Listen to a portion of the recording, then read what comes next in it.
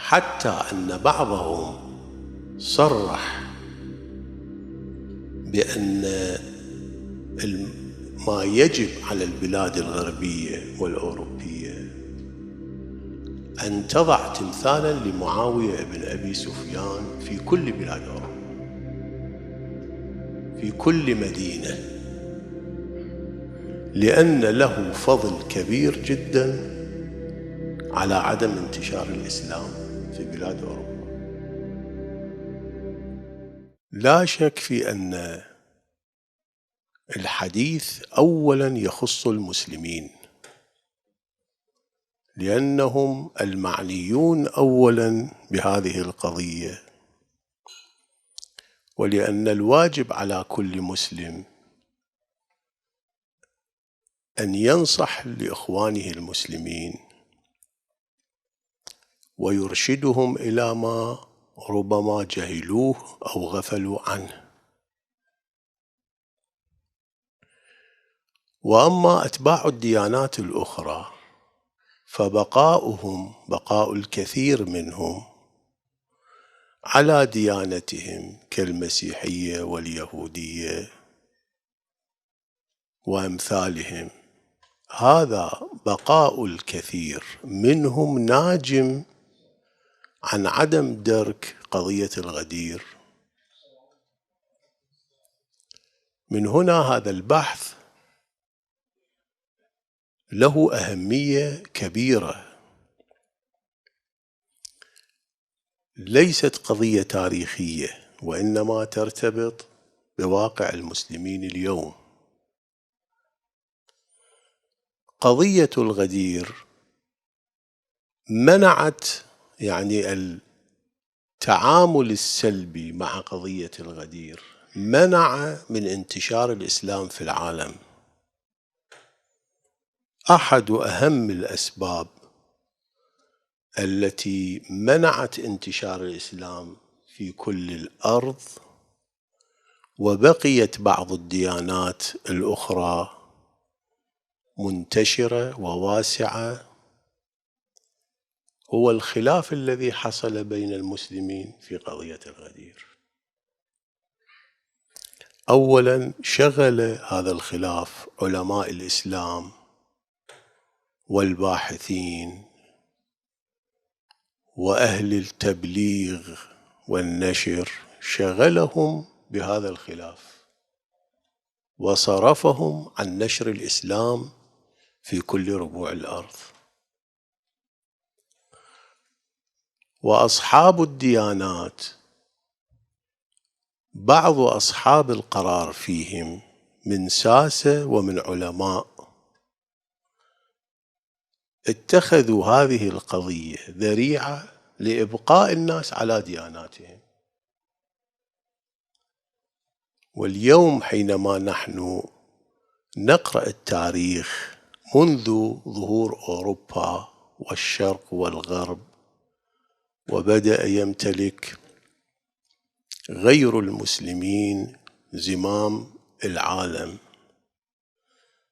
نجد بأن السياسة الغربية والشرقية قائمة على مخالفة الغدير والتزام المنهج المخالف في الإعلام، في مناهج التعليم، وحتى في المواقف السياسية.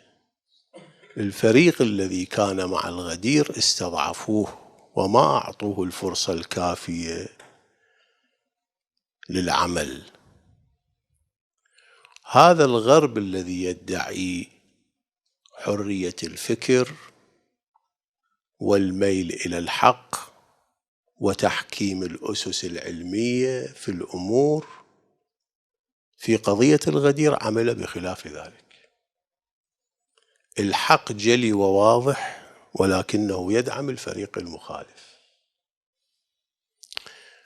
حتى أن بعضهم صرح بأن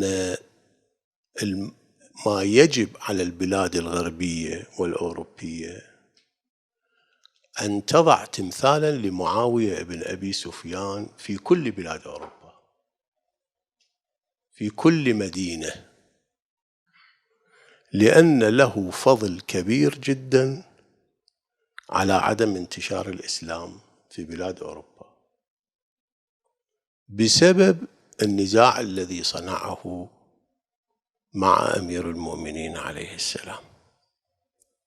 وقال لو أن المجتمعات الأوروبية تدرك ما سببه معاوية من تأثير على تحجيم الإسلام لأقاموا له تمثالا فخريا في كل مدنهم.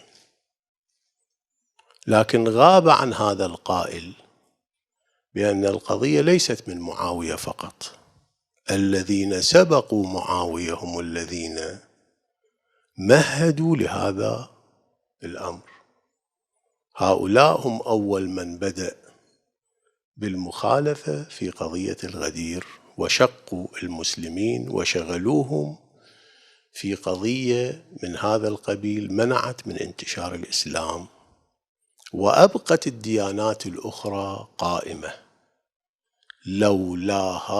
لو كان المسلمون يتعاملون مع قضية الغدير معاملة صحيحة، معاملة الإيمان والإذعان، لرأينا الآن العالم كله على الإسلام إلا ما شذ وندر.